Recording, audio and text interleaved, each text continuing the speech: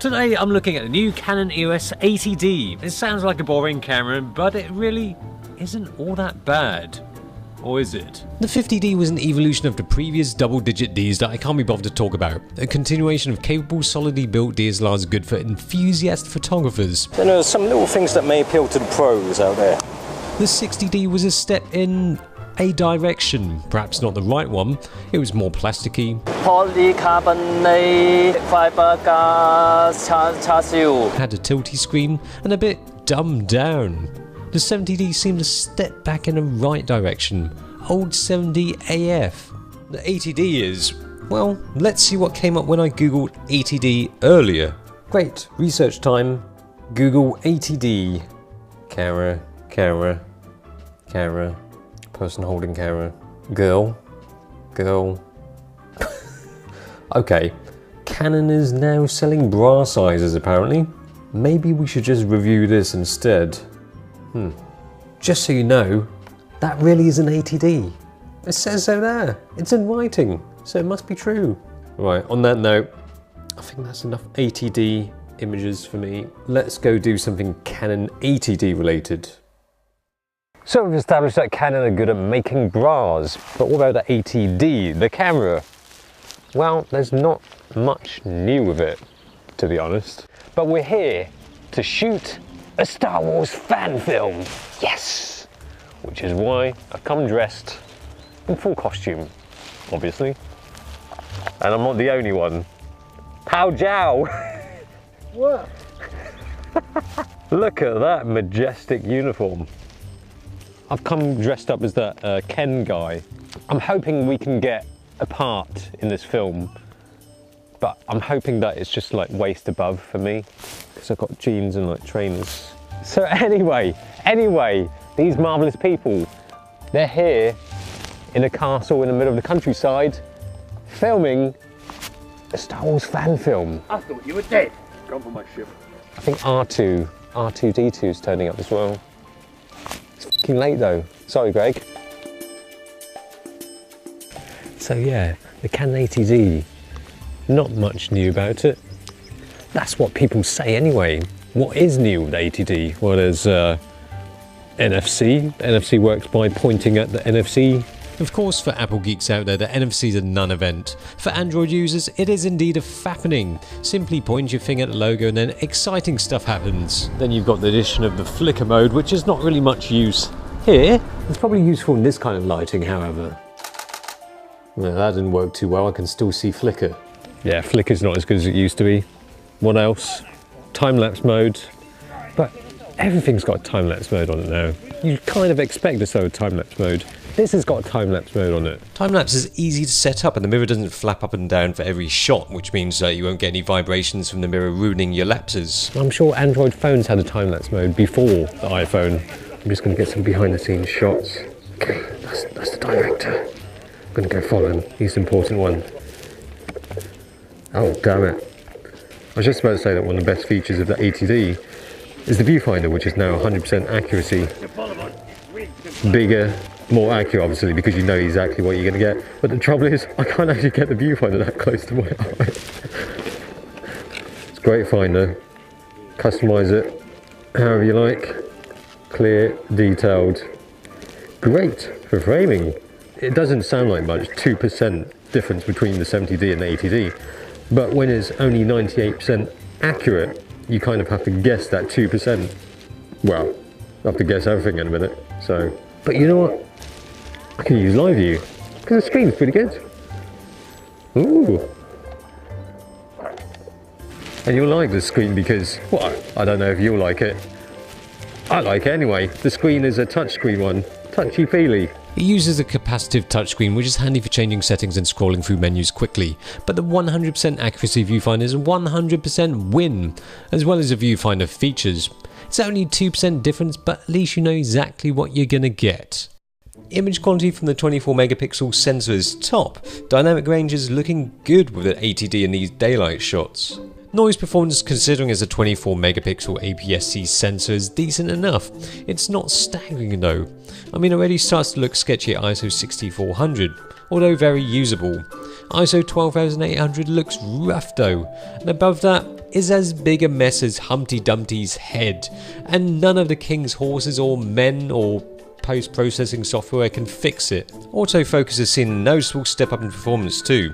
I've tested the AF out on some slightly faster moving subjects. I have come to the South Bank Centre, not ironically placed on the South Bank where all the cool kids play with Ollie or something. Not sure if Ollie's arrived yet though. A few years ago they're going to shut this down and clean it up, get rid of the graffiti, turn it into shops. Great, because we haven't got enough of those. But then people got angry, said no, and here we are today. An autofocusing system has vastly improved over the 70D. Before you just had 19 autofocus points, but now there's 45 of them. The great thing is that all of those 45 autofocus points are cross-type. And because it's... Hi, can you speak English by any chance? Yeah, sure. This is a really weird request, but we're from like one of the local offices. Right. And we're having to do like a sort of task. And one of the tasks that we all have to be photographed with a guy with a skateboard. Okay. There's a chance we could use you. Sure, no problem. Yeah. That's weird, there's loads of them though. Like, I know, well, you were not very photogenic. Appear on the internet. God forbid should I ever make an appearance on the internet. Yeah, thank you so much. Alright, no problem. Okay. So that's weird, somebody just wanted a photo of me because I'm a skater. Anyway, what was I saying? And the great thing about it being an APS-C camera is that those focus points cover most of the frame. Well, I say most. 62% horizontally and 48% vertically. Focus feels great. I'm liking the way it acquires focus with such verve. That's a bit of a poncy way to describe the AF being rather lively. Notice the shutter sound? Nah, I guess not. Nobody really cares, do they? But yeah, it uses a motorised shutter like the 5DS&R, not a spring shutter, which should cause less vibrations. Good for nice, vibration-free, sharp images. But there's something else good about this auto-focusing system. It's got dual CMOS AF. How does that work? Each pixel serves two functions. The imaging, the bread and butter stuff, and some fancy phase detection stuff, which offers the ability to do a decent job of focusing in live view. You can feel the lens being focused at quite a reasonable speed. This is to give you an idea of the speed and accuracy it pulls focus in live view. I didn't find it hunts that often, but I did find that there were times that it didn't attempt to refocus at all. You can mostly rely on it to do a good job, but you'll definitely need an external sound recording option as the built-in mic will pick up all of the AF noises. And touchscreen really does help when it comes to shooting video. It's not just like things like the menu. So much easier to just navigate through things. There's 3 AF modes, also AF tracking plus face, multi and single. I still hate this D-pad. It is atrocious. Now here comes the boring bit. The Canon 80D has 45 autofocusing points, all of them cross-type, apart from the center one which is dual cross-type. But that really does depend on what lens you're using with it. Canon have got 8 groups of lenses from A to H, and that decides how many points are cross-type, how many points there are, and whether you get the middle one dual cross-type. No, this is just going to take me forever to read out this list, so we'll just put it all out here. See ya. Still here, actually. Confusing, yes, but not completely abnormal. I'm just saying. Look, the chances are high that you'll probably get a lens that maximises the full use of all 45 cross-type points with the center dual cross-type. It's great for video bloggers. Autofocus in video mode works effectively. But for video geeks, it's a different matter.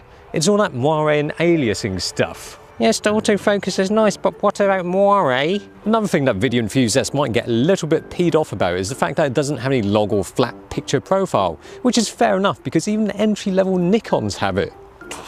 It does have an HDR mode which you can use for video. Tasteful. But, and that is a big but, it only works in the auto modes. You can't use it in M, AV, TVP. What's the point of that? There's a snapshot video mode. The easy way to explain it is that it's a bit like Snapchat, but instead of 10 seconds, you can only have 4 seconds per clip. Only that it's not for gaining followers or sending video clips of your appendage to people. Can't see anything. I can't see anything either. You got sounder there. Okay, we can do video snapshot. Okay. Which video snapshot is 4 seconds.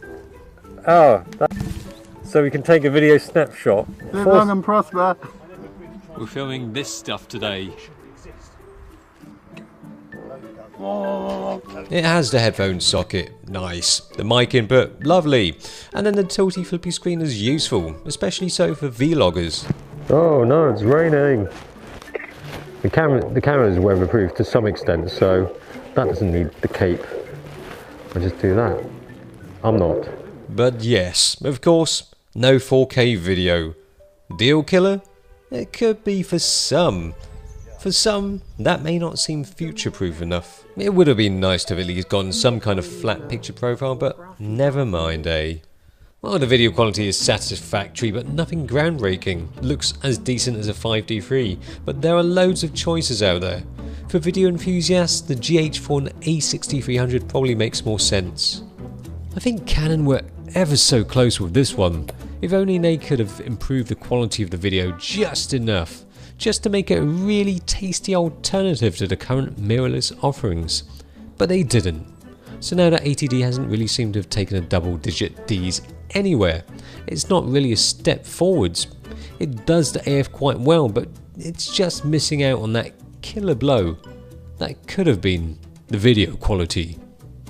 Okay, now what we're going to do is send some files over to the iPhone. Still, I can't help but like it. There's a lot to like about the way it functions. There we are. Greg. Focuses well, takes nice images. If you can get over just having 1080,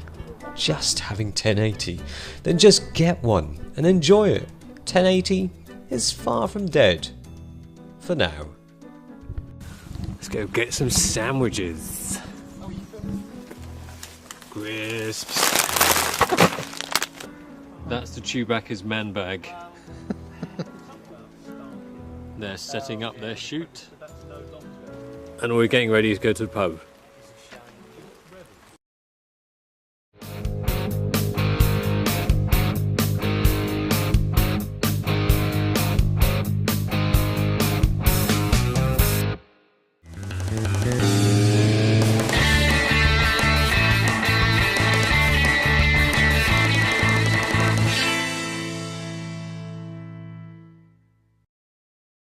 Hold on. Oh my god.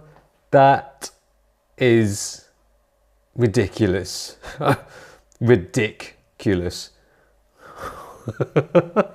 You know those scenes in movies when you see the bank robber with the tights above the head? I'm never going to look at that in the same way ever again.